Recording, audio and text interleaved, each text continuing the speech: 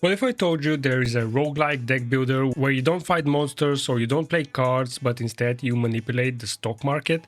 This is insider trading and it's my latest addiction on the Steam Deck, and the best part about this game is that it runs for almost 10 hours on the OLED. Without further ado, let's jump in with this one. Now at its core, insider trading is a roguelike deck builder where every card you play directly affects a stock's price. So you're not attacking enemies, instead you're engineering the stock market. Each run gives you weekly financial targets, and to hit them you build a deck filled with cards that either push the price up, they crush the price down, they can manipulate volatility, and you can trigger powerful combos. There are over 120 cards and dozens of perks, which means synergy is everything. The more you understand how your deck interacts with the price graph, the more addictive the game becomes. And if you've played Balatro, you probably feel something familiar here. Both games are roguelike deck builders, they're built around synergy stacking, they're focused on escalating score targets, and they're extremely addictive, and they have that type of just one more run to them. But there is a difference. Balatro is about breaking poker rules, insider trading is about breaking the market. And instead of scoring hands, you're manipulating a live price graph. I think it scratches the same strategic itch, but the fantasy is completely different.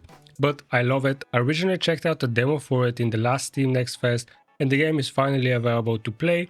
So let's talk Steam Deck performance. On the OLED model, it runs at 60 FPS easily, and you can of course push it to 90 FPS if you want. But realistically, you don't need more than 30 FPS for this game. This is a card-based strategy game. It doesn't benefit from high refresh, so we can save some battery life. Now at 60 FPS I was getting around 7 hours and 45 minutes of battery life on the OLED, but if you cap it to 30 FPS you're looking at close to 9 hours, and you can even stretch that to 930 hours if you limit the TDP. That's insane battery efficiency, and this is the kind of game that you install for long trips. And settings wise, there aren't heavy graphics options, most adjustments are stylistic, so you can enable a CRT filter for that old school stock terminal vibe. I think the game was originally meant to look like you're in the 80s. You can disable those completely if you want cleaner visuals, so you can play with gloom, bloom, and other type of TV effects. So there's no performance drama, no shaded stutter, it's just smooth gameplay. However, there is one big catch, and you've probably noticed it already. This game doesn't have any controller support. Honestly, it doesn't matter because you can only play with a mouse, or in the case of the Steam Deck, the right trackpad. So I use the right trackpad for cursor control, and you can either click with the actual trackpad or you can click with the analog triggers. It is a bit sad that it doesn't have controller support, but after a few minutes the trackpad feels completely natural and you don't really need anything more than mouse.